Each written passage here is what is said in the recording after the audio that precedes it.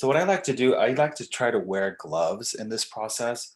It's really up to you if you don't want to wear them. The only reason why I like to wear them because I have a tendency of washing my hands too much and then my hands get really dry. So the gloves are kind of like an easy source for me just to kind of cover my entire hands and so I can start to, well, as soon as I'm done, I can just kind of throw them away, not worrying about washing my hands multiple times. But I think it's also important to work without gloves as well because you can also see and really feel the sort of material of the charcoal. Okay. Notice I have my 18 by 24-inch Strathmore paper. Okay. And notice I also have a series of blue painter's tape on the edge. Now, this is my picture plane, right? This entire thing is my picture plane. And anytime when I discuss the ideas of a picture plane or what that is, you will know that it's in the framework of what's being either selected or taped out. Okay, so just remember that. It's my 18 by 24-inch drawing Strathmore paper.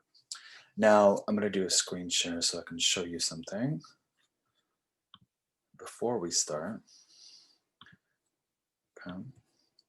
Now when you're looking at your reference, right? This is the image that we're going to be using. Notice also and keep in mind that my picture plane, in terms of the sort of scale of my composition, is what? Is slightly wider. And I would say right around, maybe like right around here is the scale of my sheet of paper.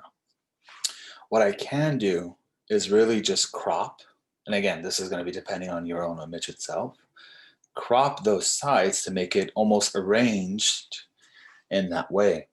So for example, if I made a direct sort of vertical line directly in the center, I can also divide that into another horizontal line in the center, and that sort of frames it into four. So when I'm looking at my camera, or excuse me, when I'm looking at my sheet of paper, I can just sort of make imaginary lines to kind of make it in halves and make it in another half so it can have almost four separate squares, almost as a grid.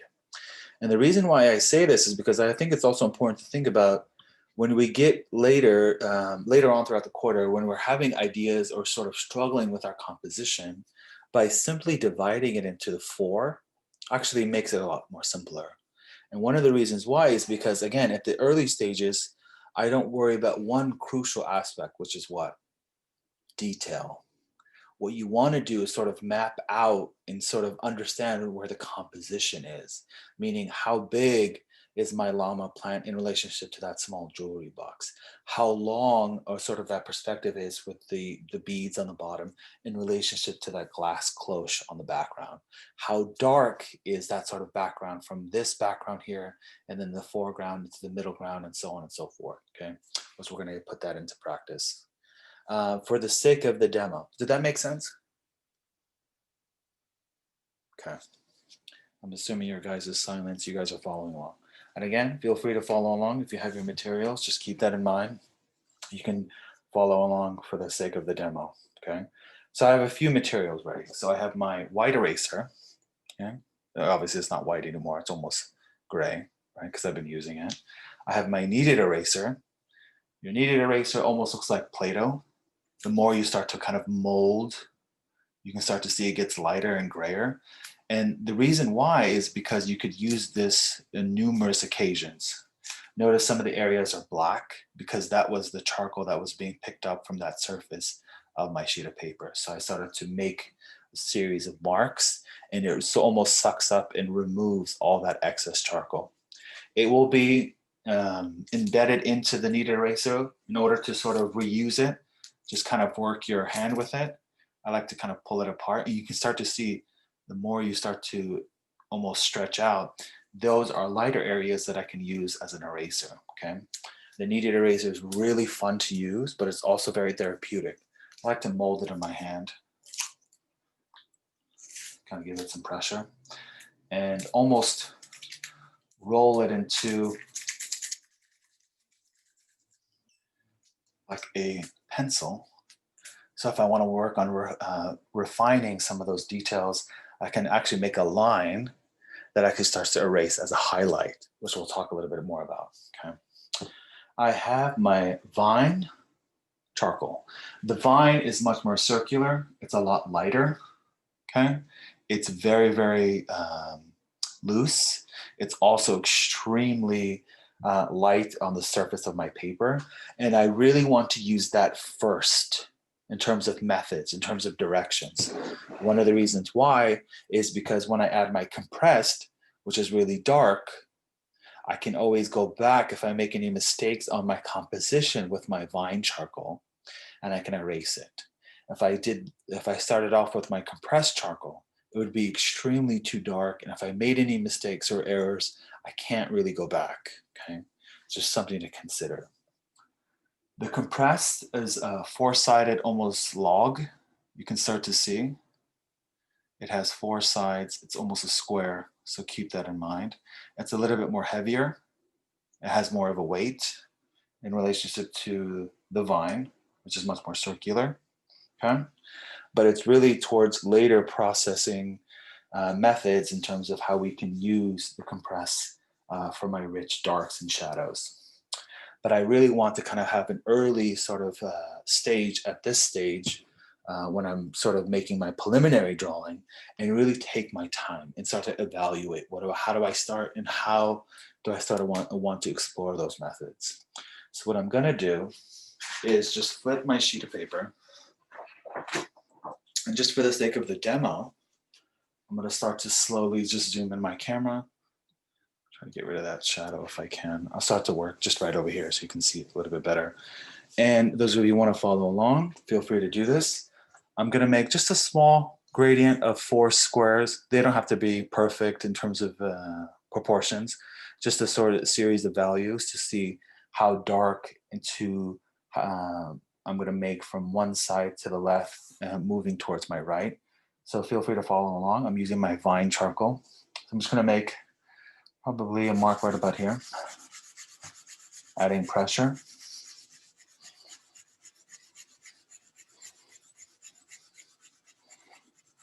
Okay, pretty self-explanatory. You can also see, those of you who are following along, some of those almost particles are coming around from both sides from this sort of marks that I was making before, that you can see the variation between, if I start to blend with my finger, you can start to almost become, you can see a ring, which I can kind of slightly move in the camera, and you guys can see that a little bit more clearly, right? You can see where those dust particles are coming up. And a part of this is looking at that process and seeing how thick or thin that sort of amount of pressure that I applied to my sheet of paper, which is really crucial, okay? Mind you, this is the most amount of paper or most amount of pressure that I applied for my vine, okay? Which is a lot softer. If I then, I'm gonna slightly move this up, hold on. Go back to my vine, and then I can also blend the entire thing together just to kind of see what happens in terms of a reaction. And you can also see it almost looks like dust. Just be careful, this is a messy process, so don't wear your nice clothes. Don't be thinking about you're gonna keep it clean, because it will probably get it everywhere. Try to work on a flat surface just for the sake of the demo, as well as for the sake of the drawing. I'm going to make another value, a little bit less pressure.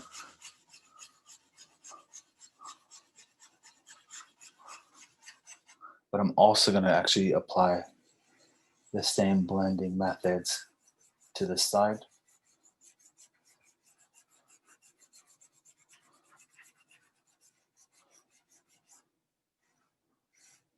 And you can see a sort of lighter gray, right?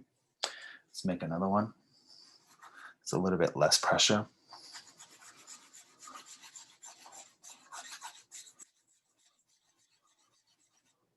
Right.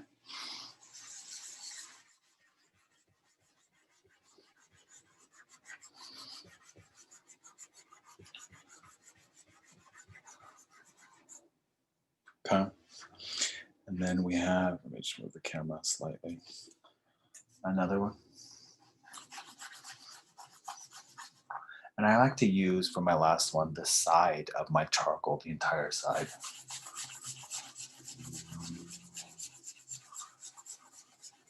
And I'm just barely moving the actual charcoal onto that surface.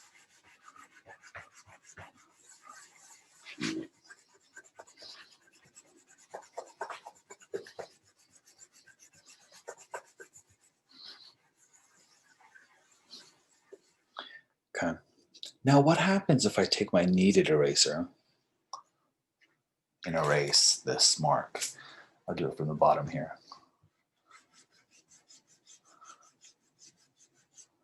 You can see there's still remnants of the older mark makings that I did earlier. And notice, you get Eva back in here. Notice the amounts of charcoal that are almost coming off of that kneaded eraser. It's almost pitch black. So what do I do? I sort of mold this kneaded eraser and use a lighter side like that, okay? Same thing there, there's still remnants to that. And then same thing there. Okay, and you can start to see those variations. But then if I take my white eraser, I'm gonna actually make vertical marks instead of horizontal marks.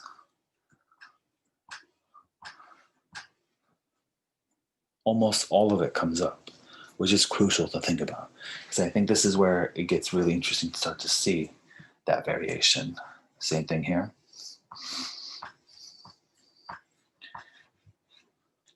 That comes up as well. Same thing here. And then so on. They're actually really similar in terms of color palette. What questions we have about this? Right. Now let's do the compressed.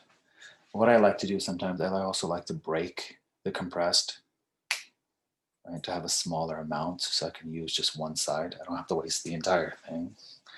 And I'm going to use the entire side of, actually, I'm going to use that for the dark first. Remember, it's the same amount of pressure.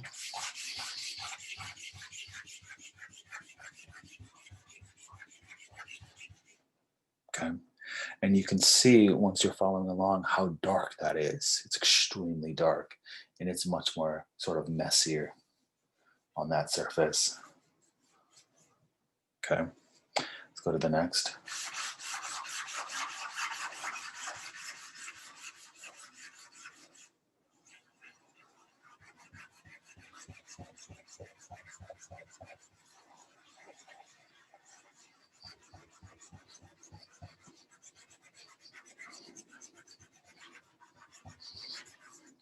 Okay, let's go to the next.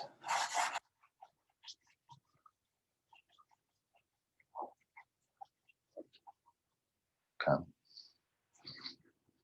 And you notice I'm using different fingers on each swatch because one is too dark, one is too light, one is too just right.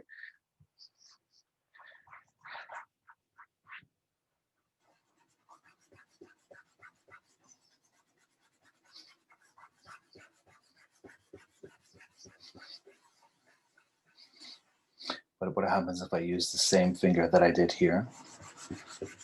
Those remnants comes off, meaning the excess charcoal comes off onto that surface. Okay. I'm just gonna slightly move this upwards. There you go. You can see it better with the light. Let's do the lightest.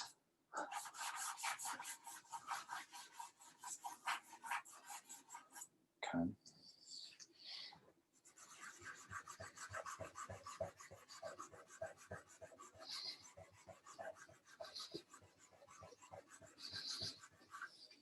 Okay. Now within this process, if I take my kneaded, mold it, get a nice lighter gray, and start to erase,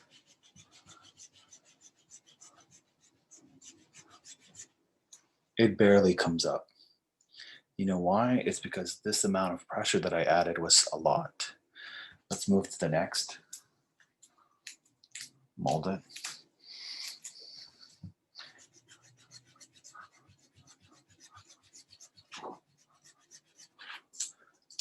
some of it actually came off. But there is a huge difference between the kneaded eraser we used here and the kneaded eraser we used here. Why? Because you can almost see a ghost image of the marks that you made prior.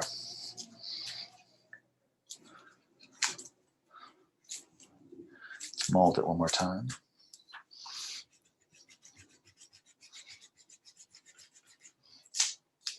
Almost nothing came up, which is a bit of the problem, right? And that's the last one. Same thing. What happens if I use my white eraser? Let's see what happens with the white. I like to just kind of remove some of that excess charcoal off.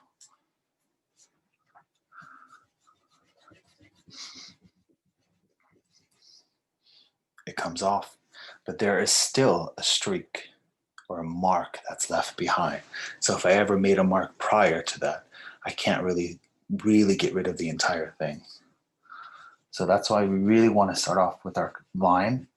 It's a lot more easier to erase, right? Let's go to the next. Almost pitch white, which is perfect. So I can actually use that as a highlight.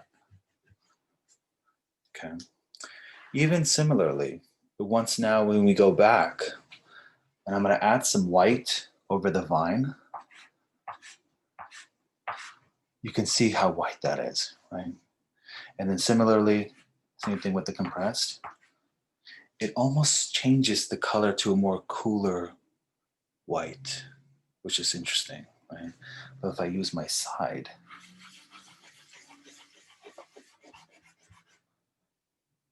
it almost looks like a cloudier blue, which is interesting, right? Same thing with the vine. It's actually much more wider on the vine. So that's another thing to keep in mind. If I worked with my vine underneath my white, there's one method, it's lighter. If I did the same thing with my compressed and I went over it with my white compressed, it changes, okay? What questions do we have about this value? And then ET, did that answer your question? Yeah, definitely. Yeah. Thank you. Of course. Now let's start the demo. Give me 1 second. Let me just adjust the camera. If I can make this stay. There you go.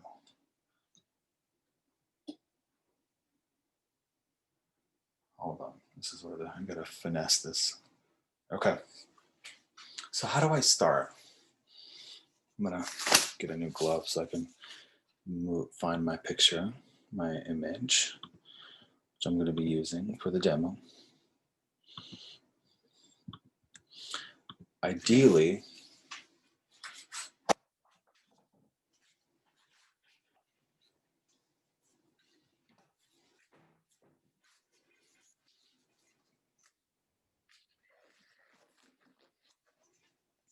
I am starting off with my vine.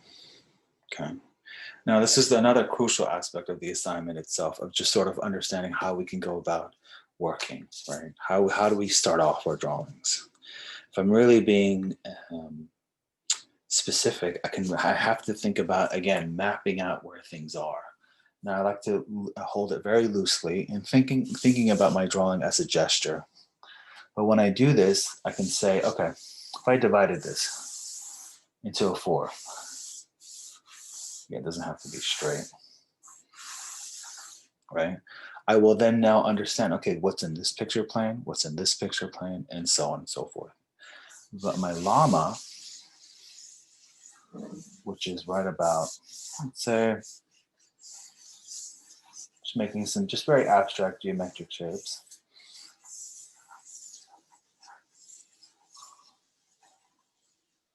More circular. There's my llama. It's a little hard to see, it's very abstract. But I can then see how wide the llama is, how tall the llama is in relationship to something else. Meaning, for example, the jewelry box, which is right down here.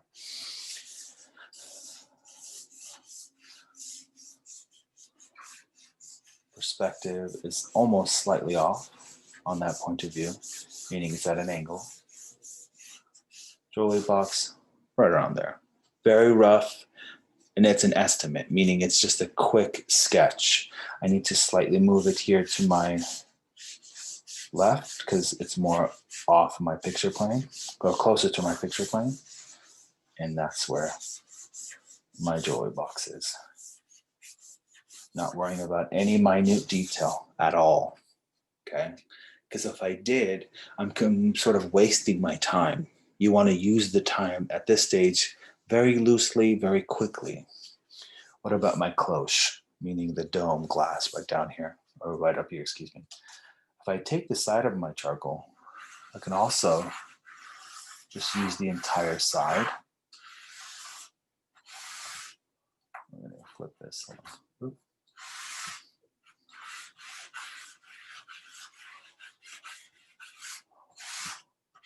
And it's right about there. Very rough, very loose. You can also blend some of those areas. I can also then slightly go back.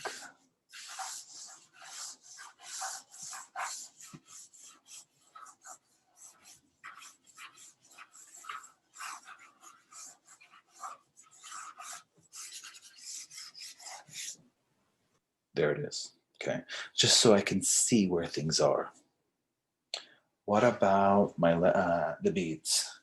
Now the beads are interesting to see because I can make a series of circles. Again, just sort of indicating where things are. My glove is getting in the way, hold on.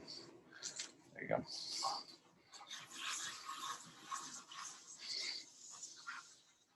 Okay, there's the lemon. I'm going to use the side of my vine.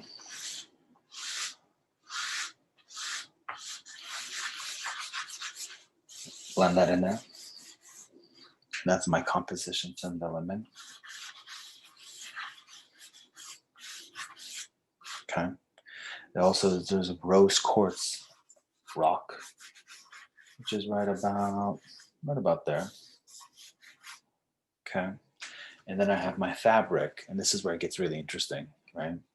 Because your fabric, again, we're not worrying about the detail. Notice there's a sort of a line that kind of runs through right around here, where that line is for the fabric. I'm going to use the side of my charcoal. Okay. And I'm also going to use another mark. Noticing. Hold on, we gotta remove some of the excess eraser marks that I have underneath the value. Okay. Because it's starting to leave some marks, which I don't mind. Okay. Use the side downwards. And then get Michael back in here. Hold on. Okay. And then now I can also blend some of those areas. And then 1, 1, 2, 1, 1, 3. Just bear with me. I know we're slightly off time. I do apologize, but hopefully I'll do this quickly. Okay. So then now I can go back. Oh, where's my image? Okay. And you can use the tip on my actual vine and start to make more refined shapes very loosely.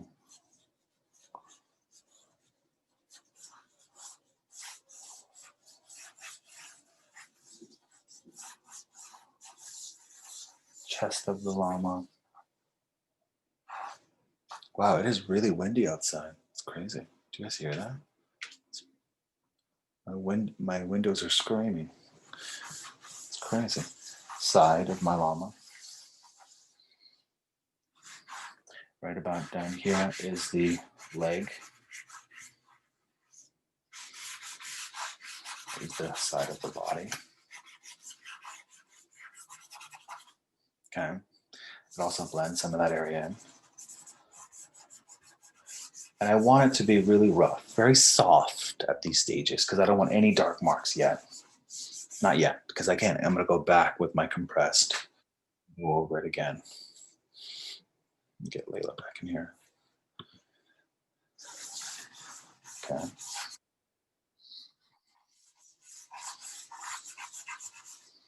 This side. Then I'm also going to find some of those lighter areas. Here's the sort of I'm noticing the llama is very like almost upset, sort of like making a frowny face, which is interesting. Okay, so I have a rough estimate of the head, not worrying about what? The detail, right? I can then think about, okay, if behind my llama there's almost a gradient, I can also add a little bit more of a gradient here. I can then go back and add some pressure, kind of blend some of these areas. And within that process, you can start to see, you could use your fingers as your medium, meaning you can blend, you can make textures, you can have fun with this process. And within that, we understand the kind of variations of how dark or how light your objects are. Okay. A crucial aspect in this process is really understanding. Okay, let me get Eris back in here. Understanding the variations of between how one object looks between each other. Do we have any questions?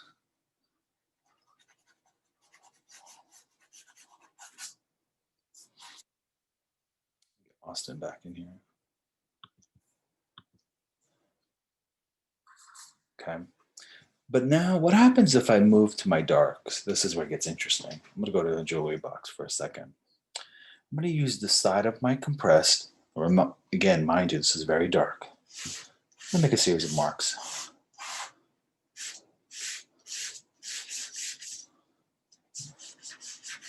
I'm gonna mold this side, just one side of the jewelry box with more pressure, and then use this less amount of pressure for the sides, okay? But then I'm gonna use my fingers to blend.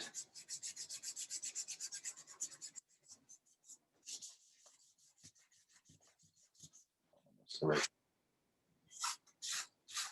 erasing marks are underneath, which I always love to see. Hold on, let me get Jocelyn back in.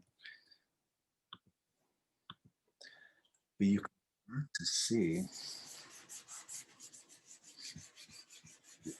how dark that becomes,